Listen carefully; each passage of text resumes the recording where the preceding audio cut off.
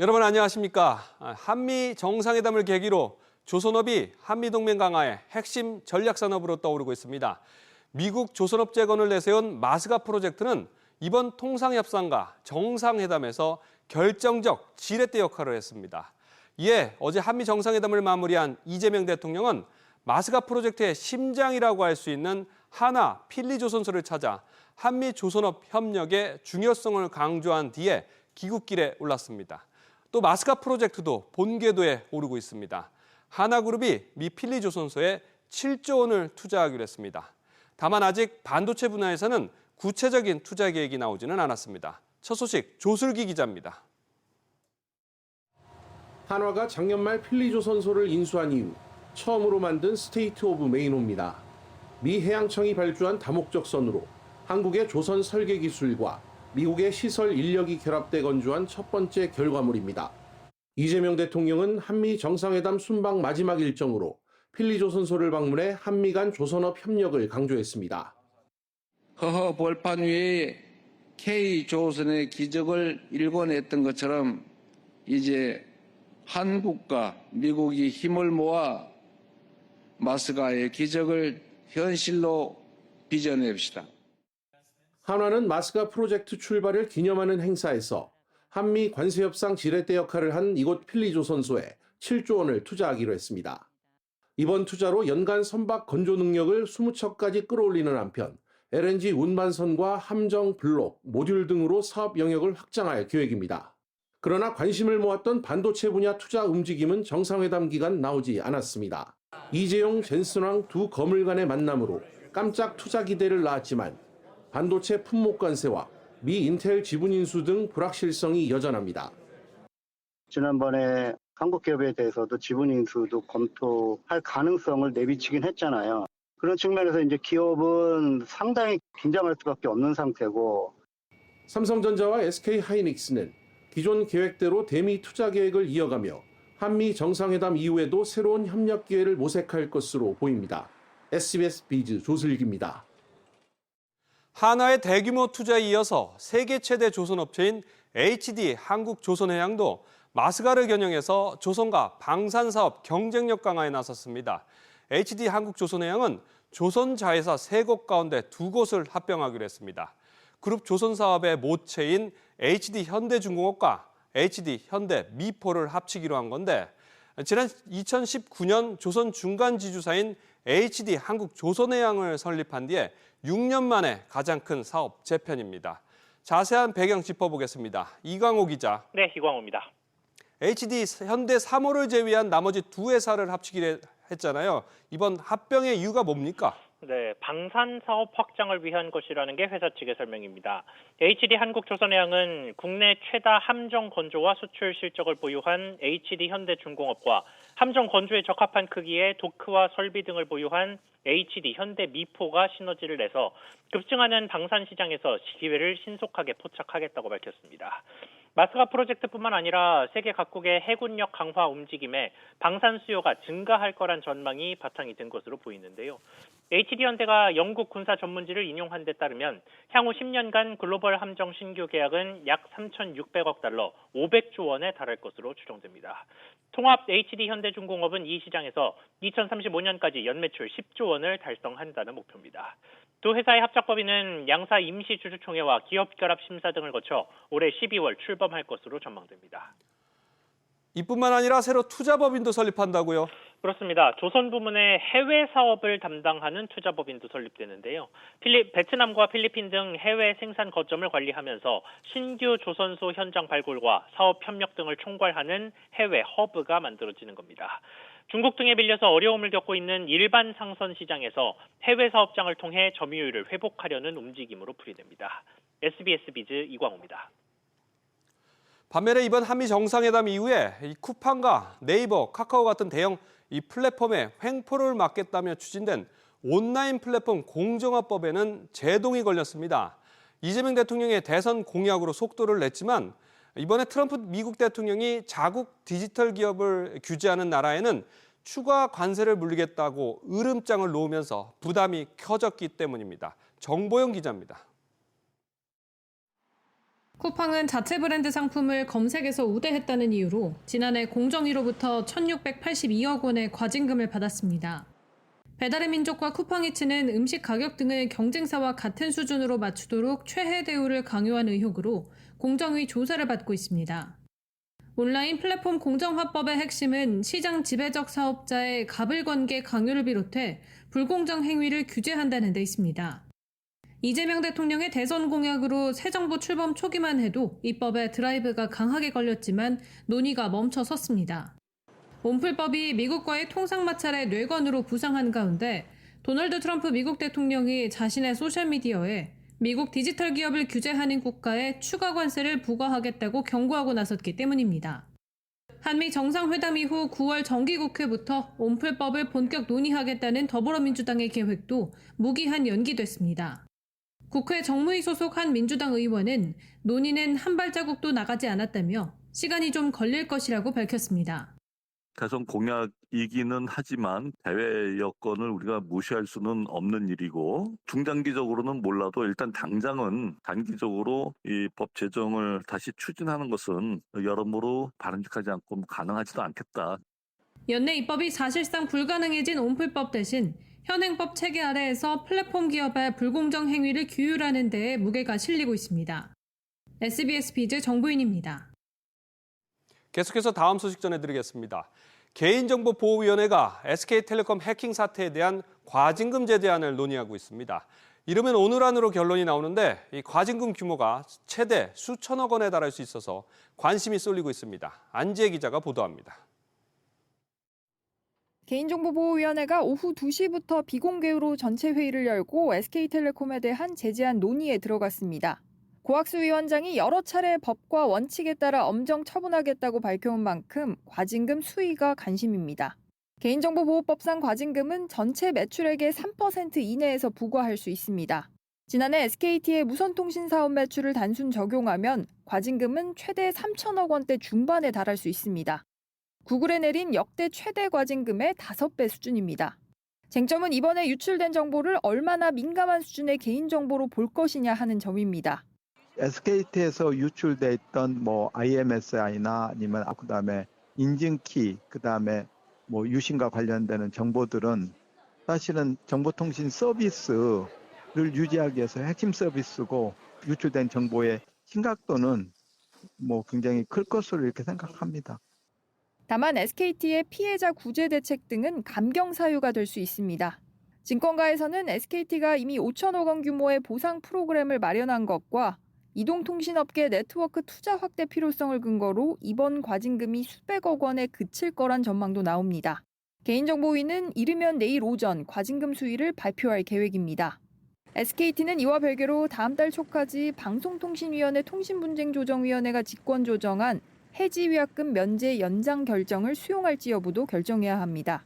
위약금 면제 결정을 수용하지 않을 경우 소비자의 민사소송 가능성이 큰 상황입니다.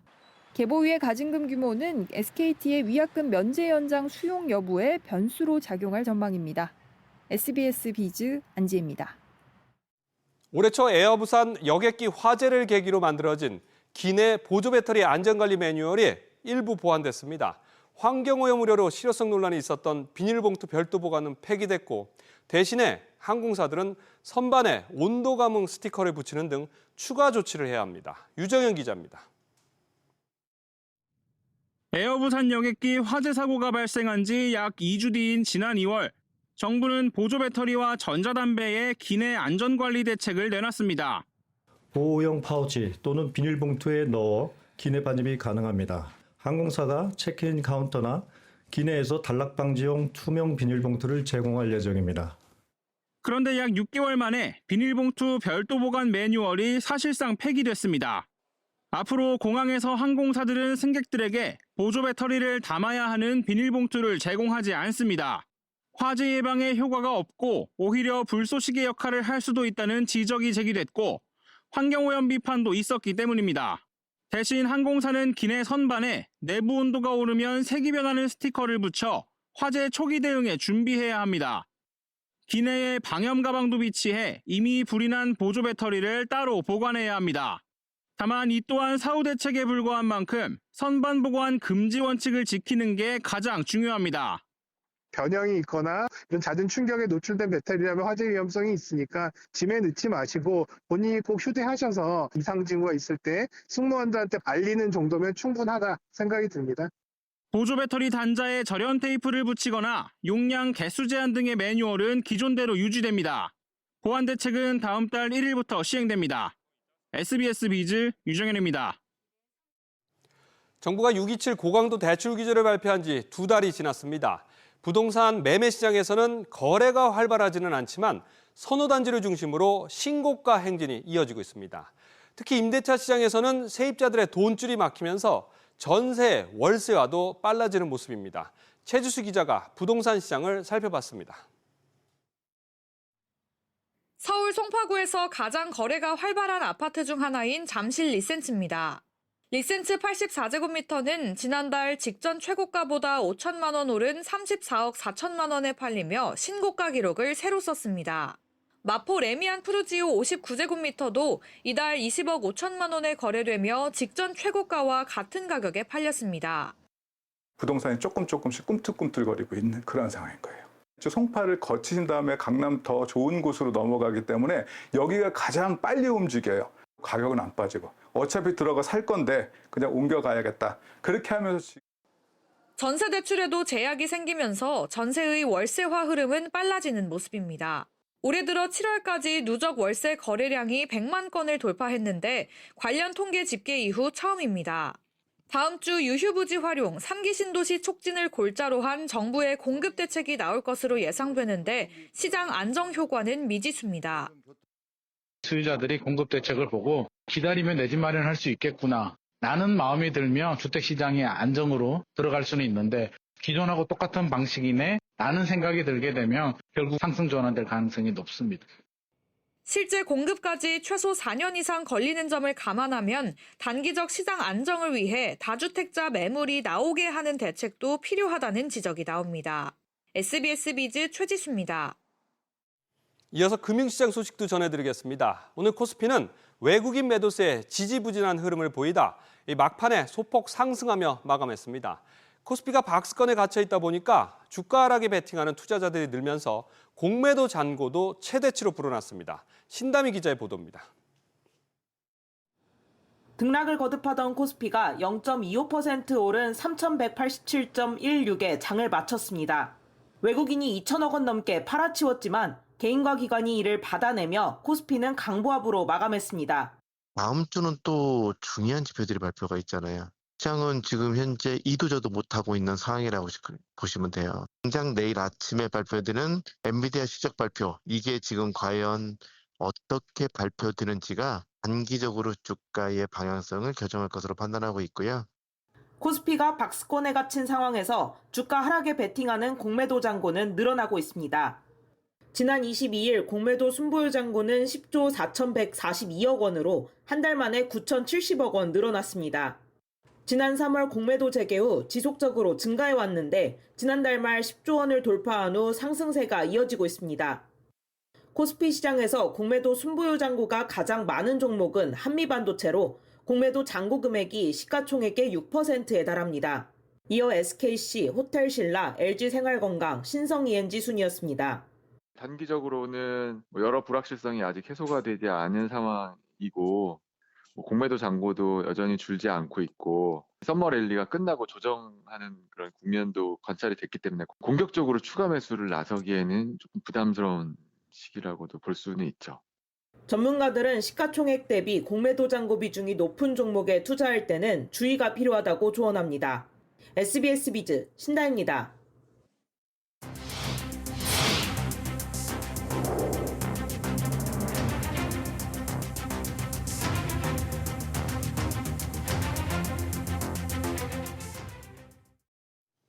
국내 1인 가구가 1,000만 세대를 넘었습니다.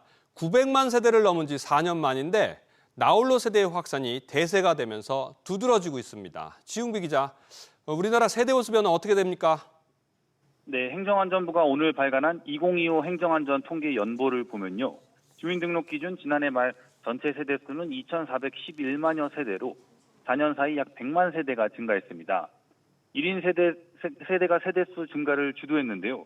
2020년 906만여 세대에서 지난해 1012만여 세대로 뛰며 1인 세대 첫 1000만 시대를 열었습니다. 비중도 같은 기간 39.2%에서 42%로 2.8%포인트 높아졌습니다. 2인 세대도 540만 세대에서 601만 세대로 늘어난 반면 4인 이상 세대는 461만 세대에서 67만 세대 깎인 394만 세대로 집계됐습니다. 주민등록 인구는 2020년 5,183만 명에서 지난해 5,122만 명으로 뒷걸음질쳐 5년째 감소세가 이어졌습니다. 우리 사회 저출산 고령화가 심각한 사회 문제로 대하고 있는데 하지만 최근에는 그나마 출생아 수가 늘고 있어서 희망이 보이고 있죠. 네, 통계청 인구 동향 자료인데요. 6월 출생아 수가 19,953명으로 1년 전보다 9.4% 증가했습니다. 지난해 7월부터 1년째 증가세를 보인 건데요. 30대 여성 인구 증가와 지난해 1분기 혼인 건수 확대, 출산 인식 변화 등이 복합적인 영향을 준 것으로 보입니다. 여성 한 명이 평생 낳을 것으로 예상되는 출생아 수 평균인 6월 합계 출산율도 0.76명으로 전년 동월보다 0.06명 증가했습니다. 한편 지난해 출생아 수는 23만 8,300명으로 전년보다 3.6% 늘며 9년 만에 증가했는데요. 특히 신생아 100명 중 6명은 혼인관계 밖에서 태어나며 혼외 출생 비중이 역대 최고치를 나타냈습니다. SBS 비즈 지웅배입니다. 지난해 진료비 본인 부담 상한을 넘긴 건강보험료 환급이 시작됩니다. 지난해 진료비 상한금 초과분을 돌려주는 건데 한 사람당 평균 130만 원 정도가 된다고 합니다. 정강윤 기자, 건보료 환급 규모 얼마나 됩니까? 네, 건강보험 가입자와 피부양자 213만여 명에게 약 2조 8천억 원, 1인당 평균 131만 원을 환급해줍니다. 지난해 의료비가 너무 많이 나온 환자들에게 비용 부담을 덜어주는 건데요. 비급여를 제외한 건강보험 적용 의료비 기준으로 소득 하위 10%는 본인 부담액을 87만 원, 상위 10%는 808만 원보다 많이 냈다면 그 초과분만큼 돌려줍니다. 다만 요양병원에 120일 넘게 입원한 경우엔 상한액이 최대 1,050만 원으로 더 높습니다. 이번 환급 대상자의 약 90%는 소득 하위 50%에 해당하고 절반 이상은 65세 넘은 노인들입니다. 대상자 대부분에겐 사전 등록한 계좌로 환급액이 지급되는데요. 등록한 계좌가 없다면 안내문이 발송되고 공단 홈페이지나 앱, 전화, 지사 방문 등을 통해 본인 명의 계좌 지급을 신청할 수 있습니다. 그럼 실손보험 보장을 받았을 경우에는 환급액이 어떻게 되는 겁니까? 네, 이 경우 건보공단에서 받는 환급금만큼 보험사들이 실손보험금을 차감하거나 환수해갈 수 있습니다. 공단과 보험사 양쪽에서 받는 건 이중보상이 된다는 이유에서입니다. 이와 관련해 대법원은 지난해 1월 건보공단 환급액은 실손보험 보상 대상에 포함될 수 없다며 보험사 손을 들어주는 판례를 내놨습니다. 건보공단의 본인 부담 상한제 환급 규모가 매년 커지면서 이를 둘러싼 갈등도 불거지고 있는데요. 최근 5년간 환급 대상자는 47만여 명, 지급액은 5,500억 원가량 늘어 각각 연평균 6.5%, 5.6%씩 꾸준히 증가하고 있습니다. SBS 비즈 정광윤입니다. 경영난으로 가게 문을 닫는 소상공인들의 안전판은 더 강화됩니다. 당장 생활하기도 어려워서 고용보험 가입을 꺼리는 소상공인들에게 보험료를 지원하고 소상공인의 퇴직금인 노란우산공제는 혜택을 확대합니다. 서주영 기자, 영세 소상공인들에 대한 고용보험 지원 어떻게 늘어나는 겁니까? 네, 고용보험에 가입한 소상공인은 불가피한 상황으로 폐업할 경우 최대 7개월 동안 월 최대 202만 원의 실업급여와 함께 직업훈련을 제공받습니다.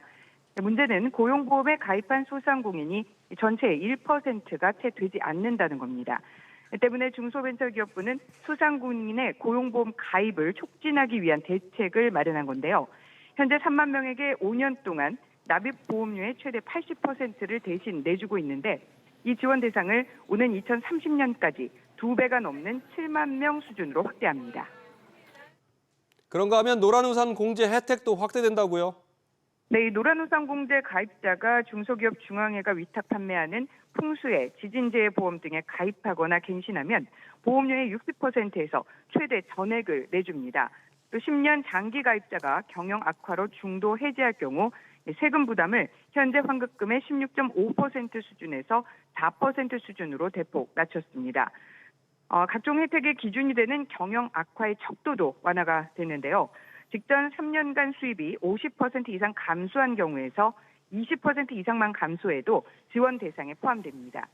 이와 함께 공제 납입 한도를 분기별 300만 원에서 연금저축 납입 한도 수준인 연간 1,800만 원으로 확대해서 목돈의 복리 이자와 같은 혜택을 볼 수 있도록 할 방침입니다. SBS 비즈 서주연입니다. 지난해부터 구독 서비스를 시범 운영해온 카카오 모빌리티가 이틀 전에 정식 멤버십 출시를 예고했습니다. 이에 맞서서 아직 국내에서는 존재감이 많이 떨어지긴 하지만 우버 택시도 동일한 가격으로 멤버십을 내놓겠다면서 도전장을 내밀었습니다. 그럼 과연 소비자 입장에서는 어떤 득실이 있는 건지 김한나 기자가 따져봤습니다. 웬만한 거리는 버스를 이용하려고 하는데 미터가 올라가잖아요. 올라가면 이제 부담이 확 오죠. 최근에 좀 기본 요금이 많이 올라서 서울권에서 택시를 타는 건 좀 많이 부담스러운 일인 것 같습니다. 비싼 요금 때문에 선뜻 택시 타기가 망설여질 때가 많지만 불가피하게 택시를 타야 하는 경우도 적지 않습니다. 이번 구독 서비스를 선택할 때에는 탑승 빈도 등 자신의 택시 이용 패턴을 확인하는 것이 중요합니다. 구독료 월 4,900원을 내더라도 카카오 택시로 즉시 호출을 2번 이상 부르거나 우버 택시로 월 5만 원 이상 요금을 결제한다면 구독료만큼 혜택을 볼 수 있습니다.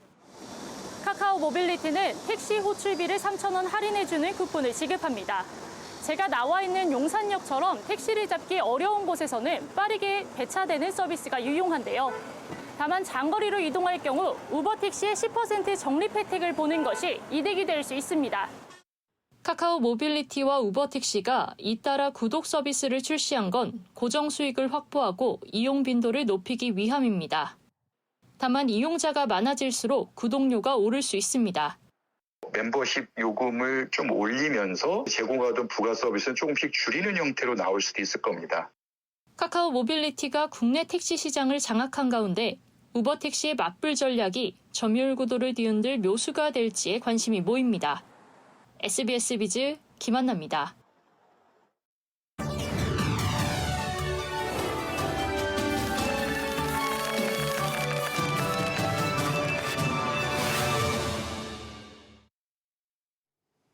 낡은 규제의 개선을 고민해보는 연중기획 시간입니다. 비정규직 근로자를 보호하기 위해서 만들어진 기간제법이 시행된 지 20년이 다 돼갑니다. 당초 취지는 2년 근무 이후에는 정규직으로 전환되는 걸 유도하기 위한 것이었지만 현실은 오히려 2년도 안 되는 기간에 근로자들이 회사를 떠나게 되는 경우가 많습니다. 더 일할 수 있는데도 현실에서는 오히려 고용불안 요인으로 작용하고 있는 셈입니다. 그런데도 정부가 이 법의 적용 대상을 확대하는 방안을 검토 중입니다. 보다 실효성 있는 대안을 모색해야 한다는 목소리가 높아지고 있습니다. 오정인 기자가 취재했습니다. 비정규직 근로자들에겐 2년을 꽉 채워 근무하는 것도 그림의 떡입니다. 그래서 11개월만 계약을 하는 곳도 있었고 당연히 불안할 수밖에 없고 자기가 맡은 일을 최선을 다 해봤자 어차피 정규직으로 넘어갈 수 없다는 걸 알기 때문에 현행법상 사업주는 근무 계약이 1년이 넘으면 퇴직금을 줘야 하고 2년부터는 정규직이나 무기계약직으로 곧바로 전환해야 합니다. 기간이 늘어나면 좀 숙련되기도 하고 둘 다 좋은 점이 있다고 생각하는데 비용 문제가 가장 큰 것 같아요. 자영업자들은 참 숨이 막힙니다. 모든 사업자들이 재벌인가요? 1년 11개월만 근로 계약을 할 텐데. 그러다 보니 비정규직 근로자 가운데 66%가 근속기간이 2년이 채 되지 않습니다. 정규직으로 전환되는 비중도 2023년 12%를 정점으로 감소세입니다. 그런 고용환경 개선에 대한 지원금을 아직도 주고 있긴 하지만 지원금을 받는 것도 까다롭고 인센티브에 비해서 기업이 부담감이 더 크기 때문에 중소기업에게는 오히려 고용을 축소시키는 좀 한계점으로 작용하고 있는 것. 사업주 입장에선 숙련된 근로자를, 근로자 입장에선 안정적으로 일할 수 있는 환경이 되려면 2007년 도입된 해당 법의 손질이 필요하다는 지적이 나오는 이유입니다. 지금은 이제 좀 다르게 우리가 접근해야 될 그런 노동시장 상황 아니냐. 영국이나 미국, 독일처럼 2+2를 하든지 일본처럼 5년을 하든지 4, 5년은 그래도 근무할 수 있게 하자는 거거든요.